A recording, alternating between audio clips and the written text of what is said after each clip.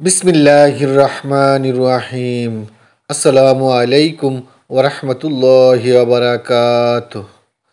দয়া করে সম্পূর্ণ শুনে আপনার মতামত প্রকাশ করুন।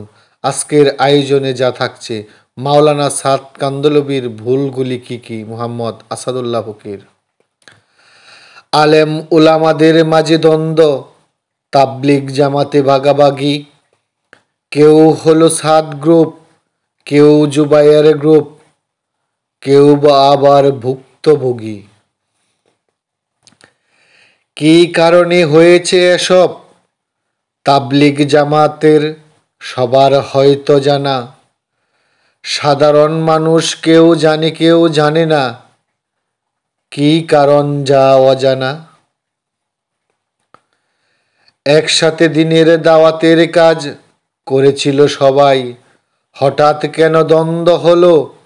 আসুন আপনাদের আবার জানাই। আমি কোনো পক্ষের সাফাই গাইতে লিখছি না, হে তাবলিগি ভাই। যদি ভুল হয় সমাধানও আছে, আমি তাবলিগের একতা চাই। যে ভুলগুলি জুবায়ের পন্থী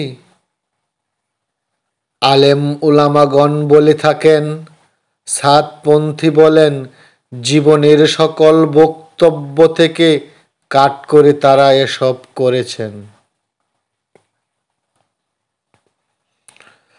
মাওলানা সাদ কান্দলবির ভুলগুলি কি? আসুন শুনি।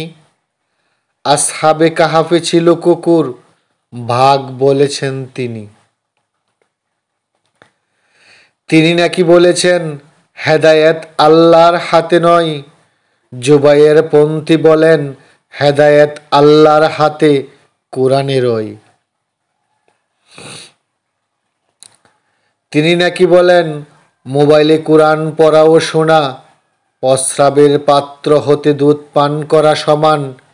এটা তারা মানে না। মাদ্রাসা মসজিদ হতে বেতন নেওয়া বেশ্যার উপার্জনের চেয়েও খারাপ।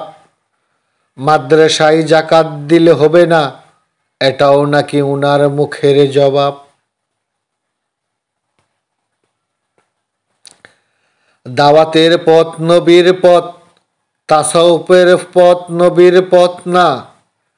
নবীজির পর তিনজনের বায়াত পূর্ণতা পেয়েছে, অন্যগুলি পূর্ণতা পায় না। তিনি নাকি বলেন নামাজের চেয়ে দাওয়াতের গুরুত্ব বেশি। পরস্পর বিরুদ্ধাচরণ করেছেন নাকি নবীজির সাহাবী। তিনি নাকি মুসা আলাইসাল্লাম, জাকারিয়া আলাইসাল্লাম, ইউসুফ আলাইসাল্লাম এর ভুল ধরেছেন। এমনকি নবীজি সাল্লাল্লাহু আলাইহি সাল্লাম এর মেয়ের বিবাহের ব্যাপারে নাকি ইনসাফ নাহি করেন।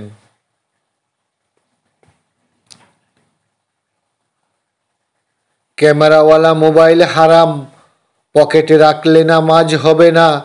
তাবলিগে বের না হলে চুরি ও ব্যভিচার হতে আরো বড় গুনাহ।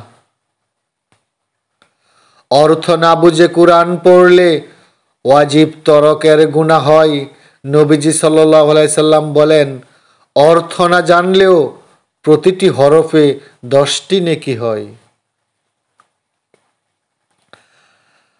আরও নাকি আছে সাদ সাহেবের বিতর্কিত বয়ান, তাই জুবায়ের পন্থী আলাদা হয়েছে বাঁচাতে ঈমান। সাদপন্থী বলে এসব নাকি উনার উপর জুলুম করা হচ্ছে।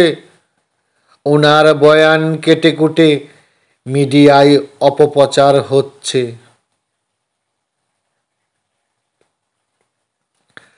সাদ সাপকে নিয়ে নাকি রাজনীতি করা হচ্ছে।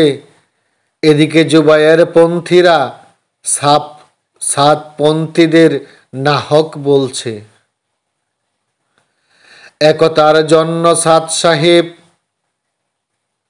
জুবায়ের সাপকে খোলা চিঠি, তারা বসতেই রাজি হচ্ছে না, সাদ গ্রুপকে দেখাচ্ছে লাঠি।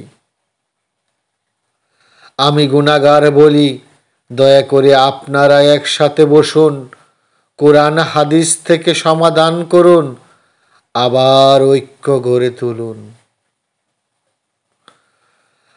আমার কারো ভুল ত্রুটি ধরার মতো জ্ঞান নেই, যা মিডিয়ায় প্রকাশ হচ্ছে তা নিয়ে কবিতাটি লিখলাম। এতে যদি কোনো ভুল ত্রুটি হয়, দুই পক্ষের কাছে ক্ষমা চাই। আমার মূল লক্ষ্য হলো তাবলিগ জামাতের একতা। আল্লাহ পাক তাবলিগ জামাতের একতা ফিরিয়ে দিন। আমিন, আমিন, আমিন। সবাই ভালো থাকবেন, কমেন্টস করবেন, চ্যানেলটি সাবস্ক্রাইব করবেন।